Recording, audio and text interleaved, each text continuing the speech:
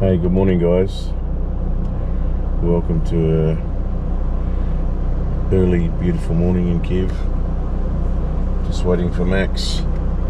About to head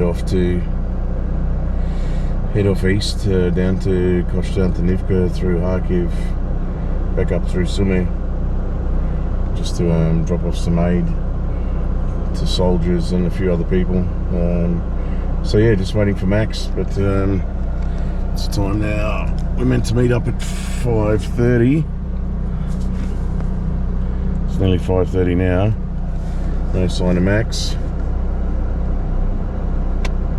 And no messages on the phone yet.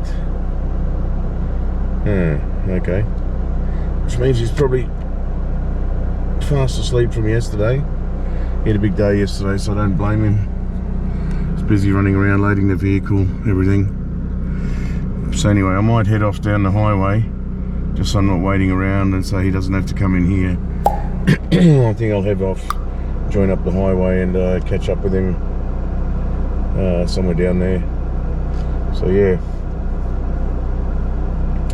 I'll sign on again later, guys, and catch up once we're on the move and filming something down the road. But yeah. So back in Kiev in Ukraine, heading off to do some more aid. This stupid war continues. So guys, on the highway outside Kharkiv, heading down to, outside Kiev, heading to Kharkiv. So for those that are new to the channel, and even some of the old subscribers, you might not know, but I set up a charity in Ukraine, a charitable organisation called Sustain Ukraine, and it's helping a lot, spending money out of my own pocket, which I don't mind, I didn't mind doing, but it's nice when there's donors out there with donor money that can do that and are willing to just send stuff to you that you can then distribute. So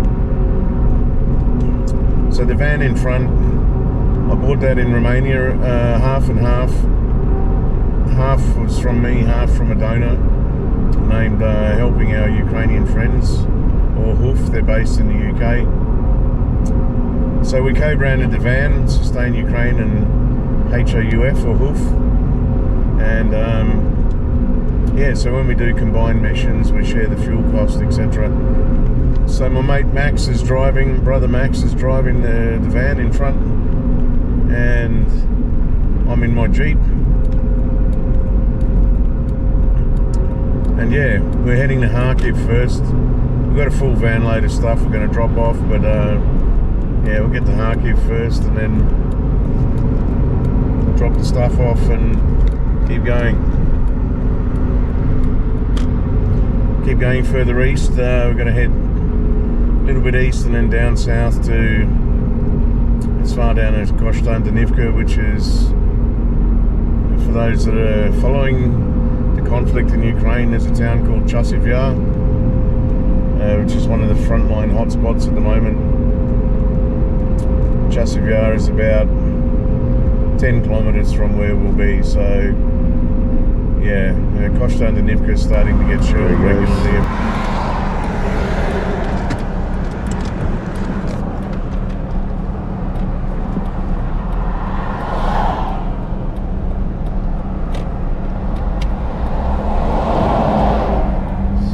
Went past me.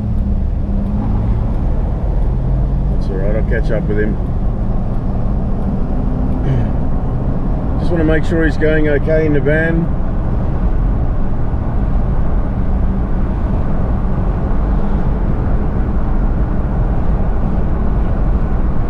Got about 168 k's to go until we get to Kharkiv.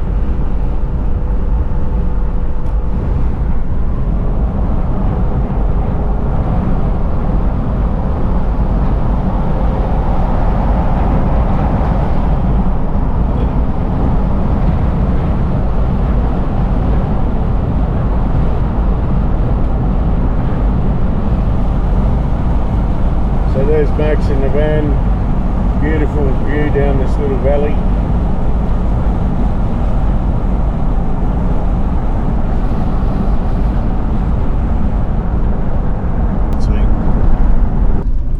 section of road up here that's not the best, but it's not the best, but it's far from the worst in Ukraine. But yeah, with this second front opened up by Russia in Vovchansk near Kharkiv, you'd expect to see a lot more sort of military action around here on this road. This is the main road into Kharkiv. We just had a couple of main battle tanks go past the other direction on road transporters. So yeah, they're probably off to get repaired or get fixed or something, because they're heading away from the action.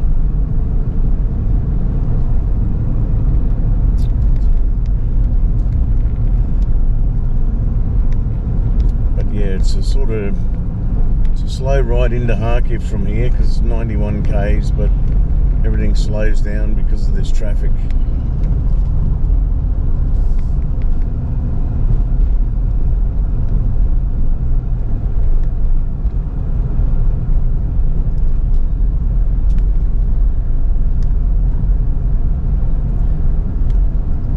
I forgot the name of this little town too, but we stopped here once to eat. Oh, not right here, but a little bit further up the road. There's a lady that had a cafeteria out the front and a coffee shop, and she said, "Oh, best coffee in Ukraine." I tried it and nearly spat it out. It was awful, but I said, "Oh yeah, no, it's really nice." But yeah, just a nice little canteen out the back. Went and had some borscht and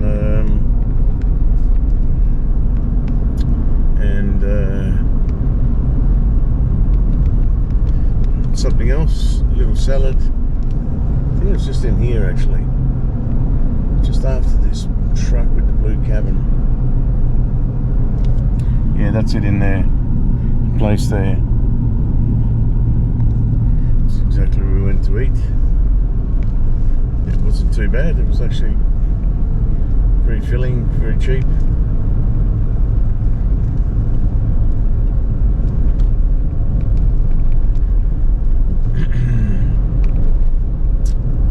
This guy pumping out smoke. Awesome.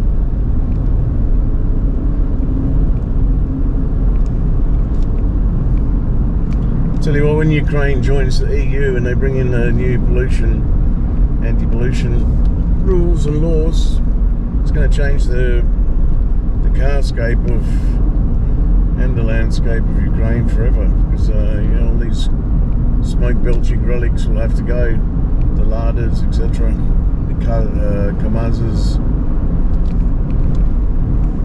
Yeah, it's strange, because it's sort of, as much as they stink and a lot of them belch smoke and things, they're part of Ukraine. They sort of make Ukraine what Ukraine is, just seeing Ladas running around, and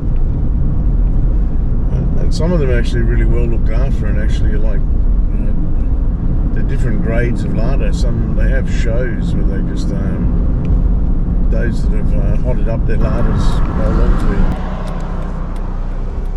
But yeah, everything's nice and lush and green. Got some energy drinks here for the guys to give them, some cigarettes just to hand out at the block posts.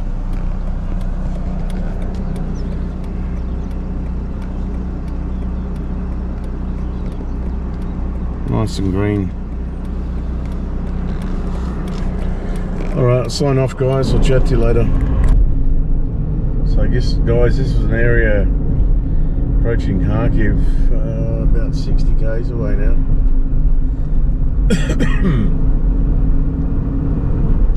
About 60 k's away, where there's a really horrendous stretch of road last time we were here. So I'll find out how it goes. I think they plugged it up. They were working backward. They had about a quarter done when we were leaving last time. So we'll soon find out.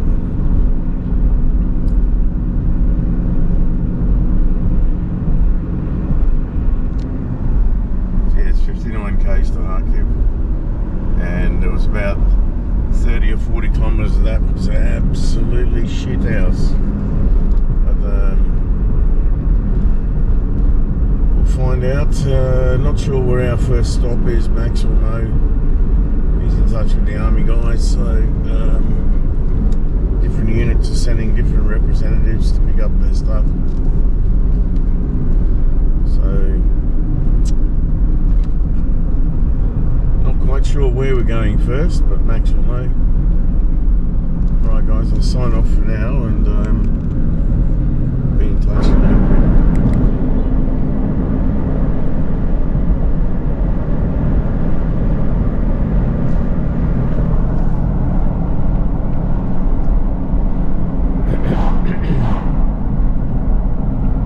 It's really strange when I drive now, guys. Sometimes I drive from Bucharest up to the border with Ukraine, no problem at all. Other times I'm just so tired. Like today is not that long a drive, 500 odd Ks.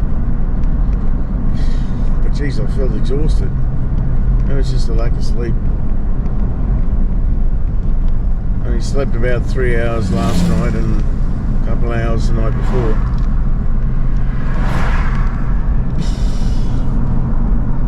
Someone's burning grass back there, but it smells like weed.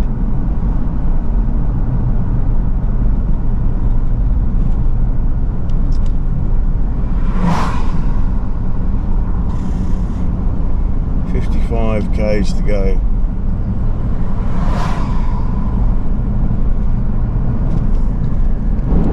So it's only about 20 kilometers from Kharkiv now.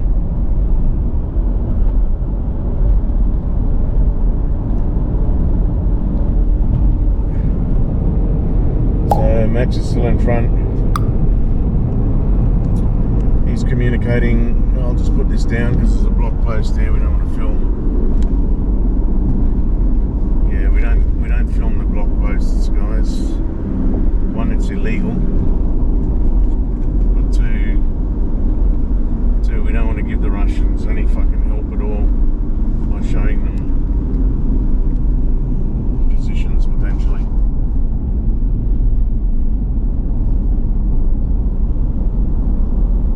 So some are manned, some are not manned, but it's still a capacity thing.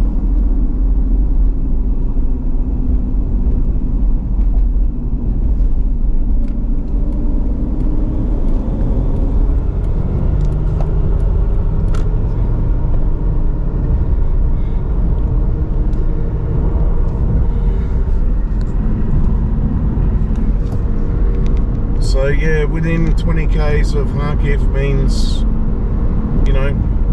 50 kilometers from the Russian border.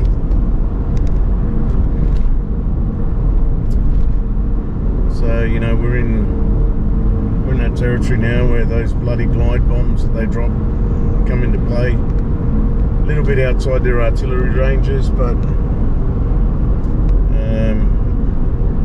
once you get into Kharkiv, yeah, you get closer to artillery range, so you'll start to see a lot of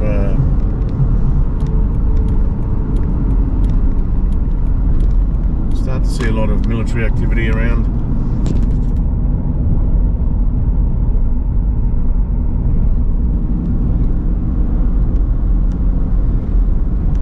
So if I keep dropping the camera, it's because there's things I just don't want to film, not allowed to film. So there's some military police back there and a checkpoint.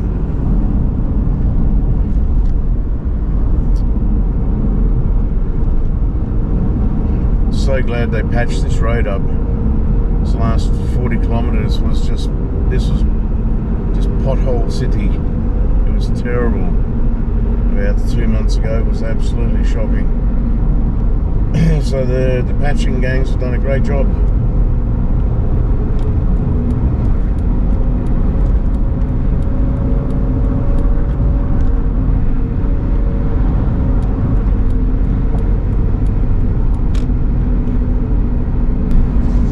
In Kharkiv, guys, sad city, because oh man, beautiful city that's been targeted nearly every day now, shelling rockets, missiles, non-stop air raid sirens. It's just absolutely tragic. Anyway, we just finished dropping off some stuff to a unit, and now we're heading down toward Izyum to drop off some stuff there. So yeah.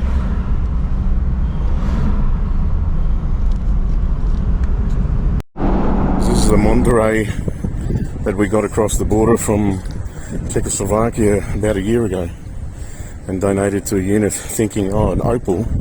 Some guy gave it to us for free. He just contacted and said, I've got it here if you want it. See if it works, come pick it up. So we got it in from Poland. We didn't know if it would, Czechoslovakia, we didn't know if it would work or not. You can see we've still got our Sustain Ukraine sticker on the dashboard.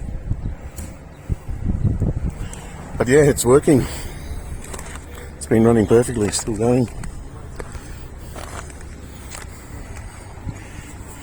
Awesome. Guys, just picking up recording again on the way to Kramatorsk.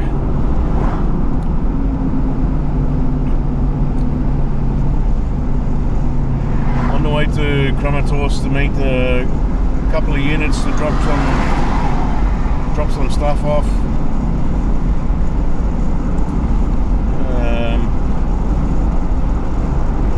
A couple of Starlinks and things to drop off.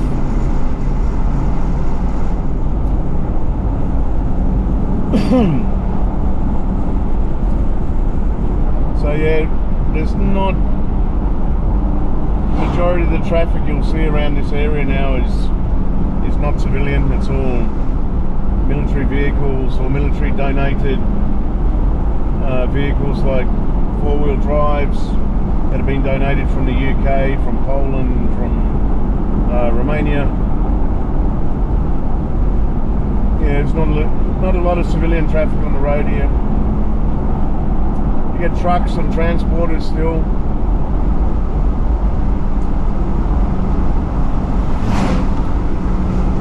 But as you'll see in the video, it's mainly, as you go there, military trucks coming past. Donated vehicles like this one, or even just a lot of personal cars that have been painted.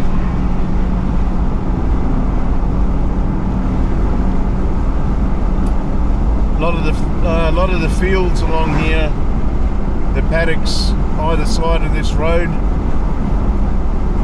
they haven't been demined, they haven't been worked for a few years now because, yeah, you know, the deminers have to go through. Deminers were back up the road about 10 kilometres. There were two huge teams working today of, you know, 6 to 8 vehicles per team, but wow, you know, this is area that was first fought over nearly 3 years ago, and the demining teams are only up to sort of Izyum at the moment, or just past Izyum.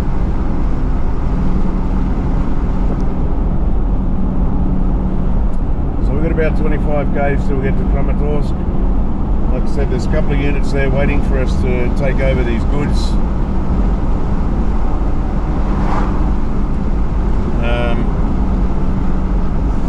Yeah, as you can see, a lot of the traffic, as I said, is just...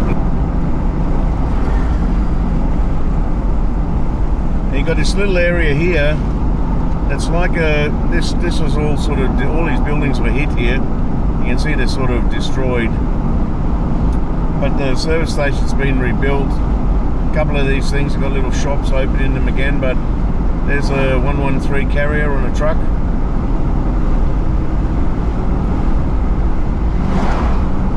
So the M113 armoured personnel carriers donated to Ukraine by America. Yeah, we had a lot of them in Australia. When I started out in the army, our regiment was just changing from the 113s over to the, what they call the ASLAV, the Australian Light Armoured Vehicle.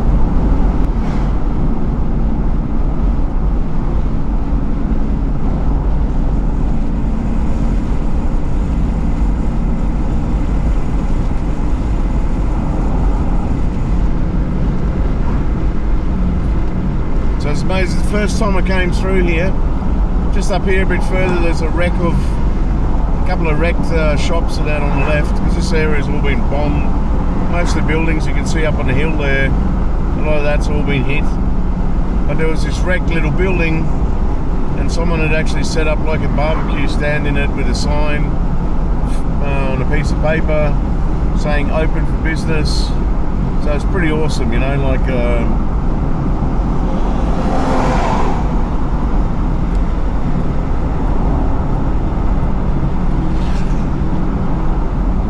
so that's just that resilience factor we were talking about, that despite things being destroyed, the Ukrainians have continued to just stick their middle finger up at Russia and say, at Putin, and say, fuck you, do what you can, but we'll get on with it.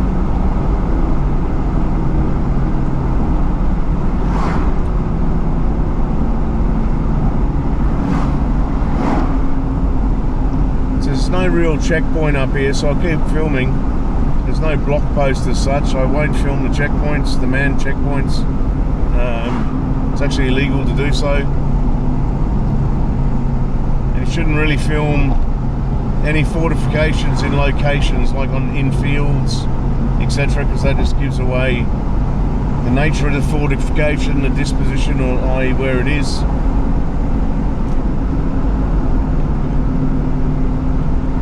But up here it's not really at this intersection it's not really a block post or anything, it's just a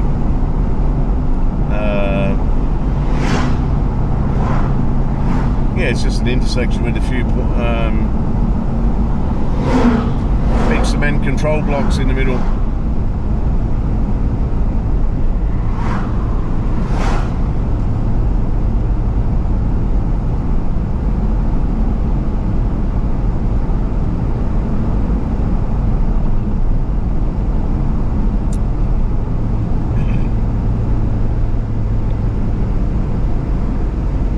So we've got to go right here. Max and them should be going right. Should be going right by rights. Correct.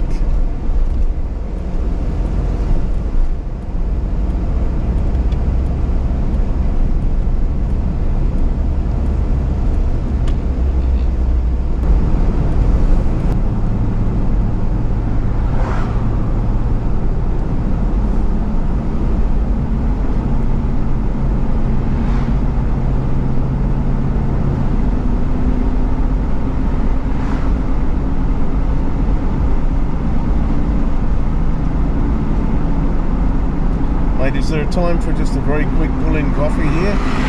Just to grab one on the go at this little canteen that we normally stop at. Is there time? Just a quick coffee and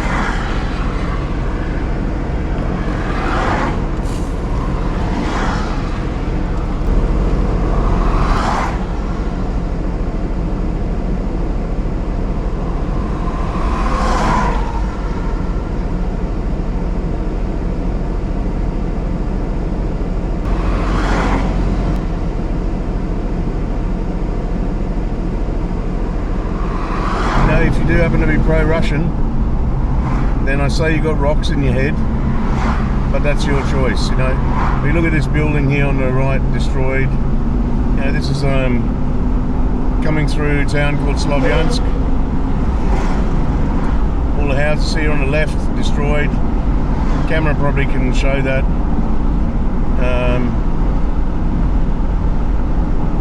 Yeah, so a lot of damage here in Slovyansk. It gets shelled regularly.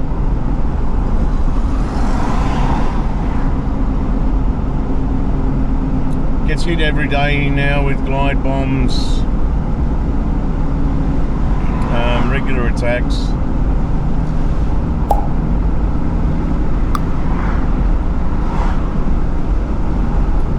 So I just thought I'd record and let this run, you know, because it'll make it's a good driving video, but it is topical. It's in Ukraine, and you know, Ukraine has lost a lot of the traction and the focus that was on Ukraine in the media around the world globally. It's still there, people still acknowledge it, but it lost a lot of its focus when Israel and Gaza started, you know.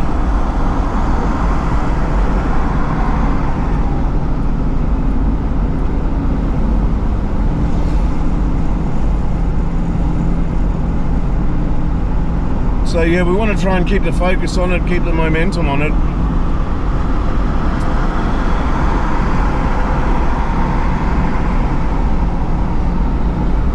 Because yeah, it's not good if people forget, especially Europeans. Ukrainians are fighting, they're carrying the shield and the burden for the rest of Europe. You know, if Russia's allowed to get away with what it's doing in Ukraine, then it will do that elsewhere, no doubt.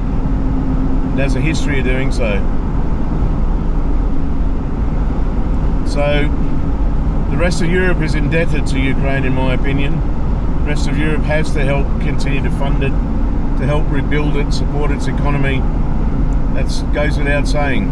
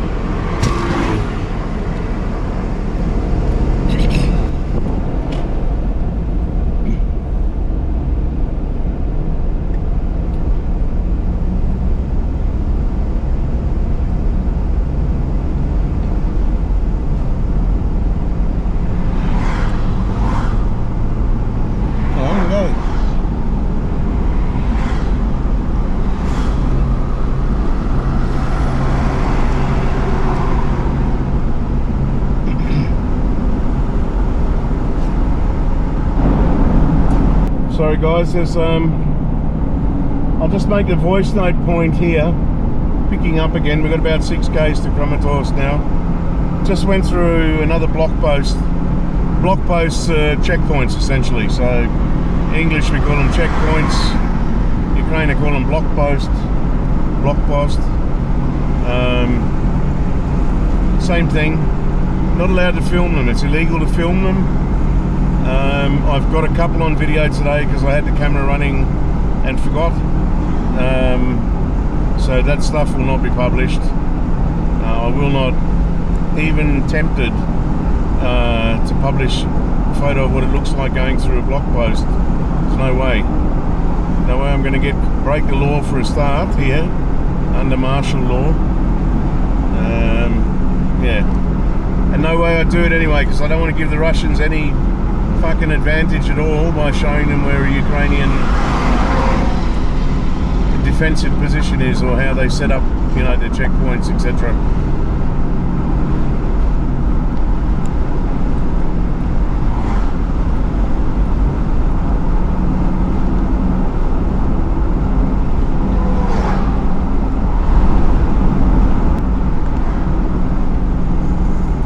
So Kramatorsk, now that we're in Kramatorsk, essentially in the centre of Kramatorsk, or getting into this towards the centre. Kramatorsk now is really a military recreation town. Most of the civilian population have gone because Kramatorsk is, you know, it used to be the front line at one stage, but it's still close to what's going on. It still regularly gets attacked.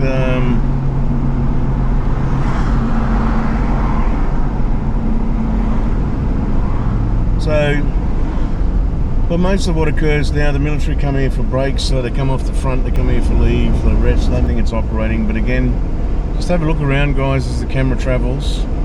Apart from the cars that are in front of me now on the road, there's nobody walking.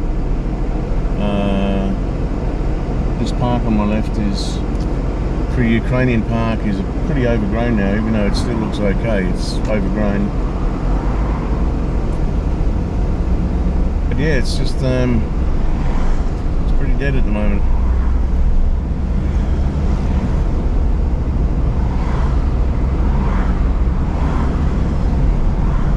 So I believe we're going to meet these guys somewhere soon in a car park. I will turn the camera off when we get there because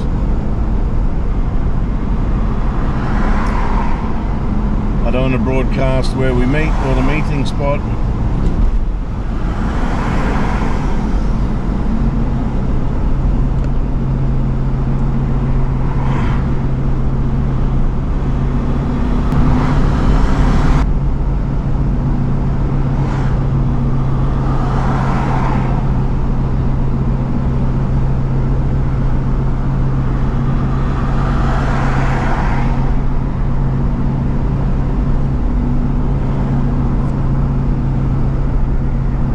So yeah guys, I'll turn the camera off now.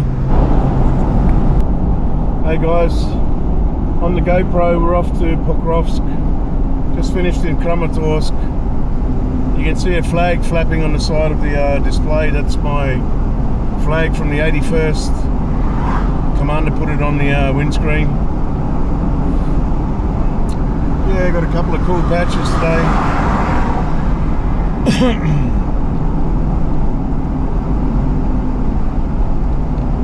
Awesome.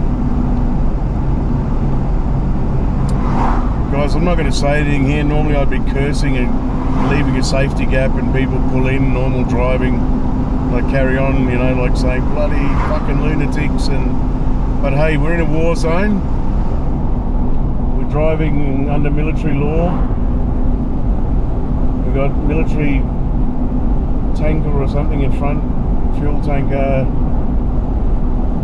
Anything with black number plates that you see is military.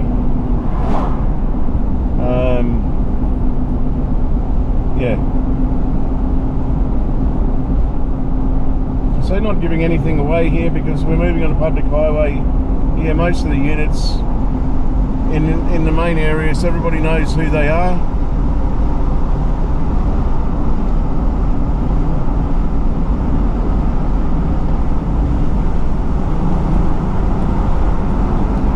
Overtake.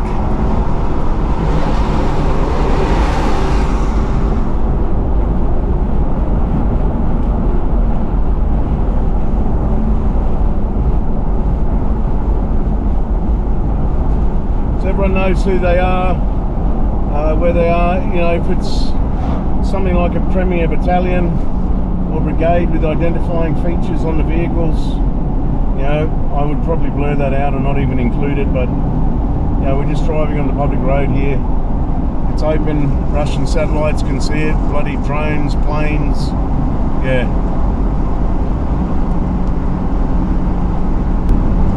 Oh, it's a nice view guys, down the valley on our way to Pokrovsk.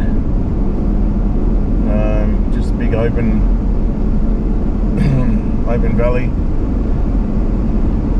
There's two roads to Pokrovsk when you get down this far south. One is all the way down to Kostyantynivka. You'll hit a T intersection and you can't go further south. You can only go east about 5-6 kilometers and you'll hit Bakhmut. And up Chasivyar first and then Bakhmut. And that road is just a killer zone. Nobody uses that road because you'll be dead. You turn right at that intersection, you end up in Pokrovsk. We were going to take that road, but the front line and some sections of the road, the front line has now moved to within 5 kilometers of some of that road. So the guys today from the 81st and the drone guys we met from the other unit just said no, don't take the road from Kostyantynivka because it's not safe. There are FPVs flying around everywhere, loitering. So just take the road directly from Kramatorsk to Pokrovsk. And as you can see, it's not too bad a road. Touch some wood somewhere before I say, after I've said that, but yeah, and again, it's pretty deserted. It's just military traffic. You know, the odd civilian car, but yeah, it's just mainly military, and so it's a little bit safer, this road. But the whole Pokrovsk region is still, yeah, it's pretty hot at the moment. There's a lot of activity. Russia obviously wants to take Pokrovsk at some stage. That's been one of their tactical aims after Avdiivka, and yeah, Pokrovsk for them would be like a real crossroads, you know. So, but a lot of this around here, it's just, you know, it's just empty. There's not, you know, not much out and about, you know. Alright, I'll sign off here until we get to Pokrovsk and meet up with Canada.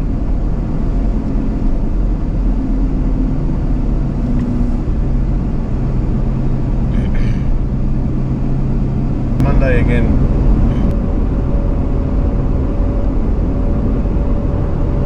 So geez, it'd be nice to get back tonight, get into bed, have Sunday off to just relax.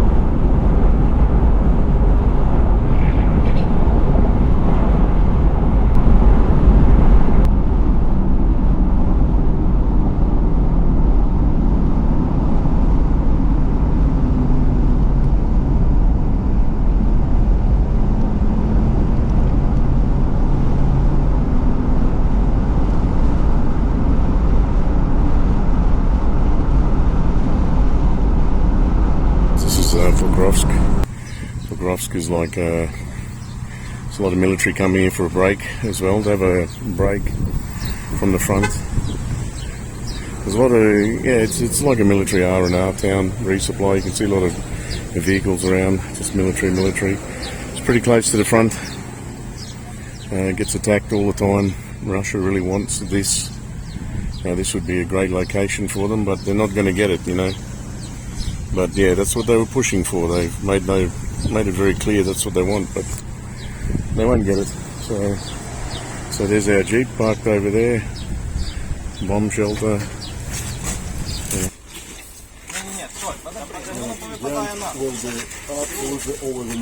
Oh, mate, he will. So Brent, your Hessian sacks, mate, for sandbags are going to go. The drone guys are taking them, but they're going to drop them off to the infantry because they're building positions for them at the moment. There's your net, mate, loaded in the back. Again, they're going to help the infantry with some netting. They're going to cut it up, give them a piece. So yeah. Fuck pudding. We got tired. We're getting tired of that guy. So thank you, Brent. Brent from Canada. Hey, Brian. Oh, by the way, my combat name is Canada. I'm Canadian. Used to play in the queue way up north in Rwanda. Spent some years there. Lovely country. Lovely. Montreal, the place to be. After Kiev. Awesome. There you go, Brent. You can't get better than that, mate.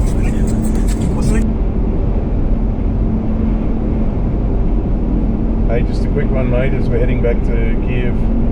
We were going to stay in Dnipro tonight, but we thought, fuck it, let's push to try and get back to Kiev. So probably won't get in until about midnight, but it's alright. But yeah, mate, what a day. Outstanding day today.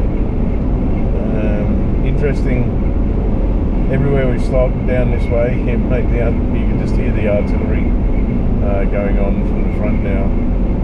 Pokrovsk was probably the most interesting because it's a heavily contested area at the moment, and it's really just an R&R town, a bit like Kramatorsk is now. It's full of army personnel, but the artillery is pretty close and pretty loud. So there were some really big bangs while we were there, big thuds.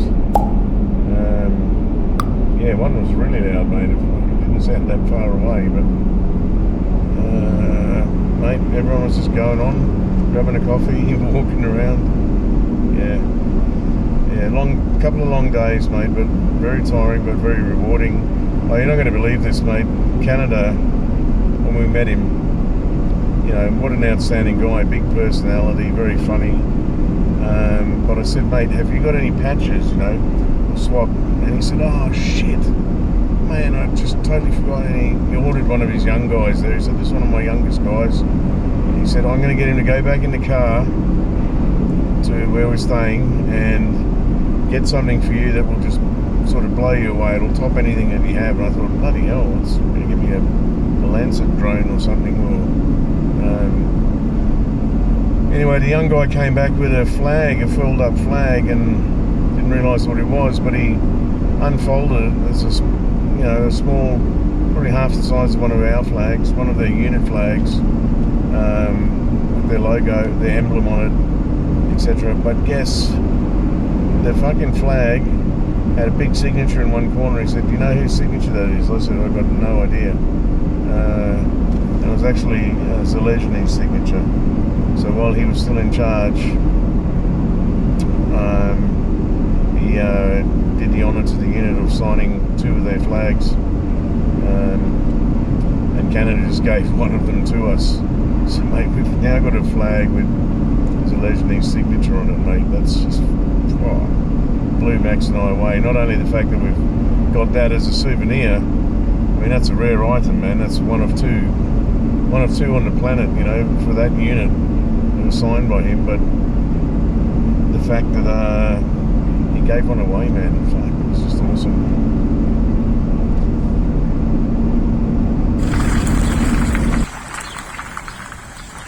There goes your net, mate. Look at Kiev. It's the first time I've been out after curfew. Even Max and Dimitri's, everyone was shitting bricks about what might happen if we get caught, but we just got through the 2 block posts. I said my prayers. 2 block posts, no problems at all, let us through.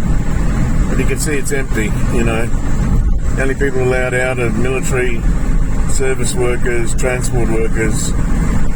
Yeah. It's not often you see Kiev like this with no traffic. It's quite pleasant actually. But the power supply is not good. You can see big chunks of the city are just blacked out. There's just no power.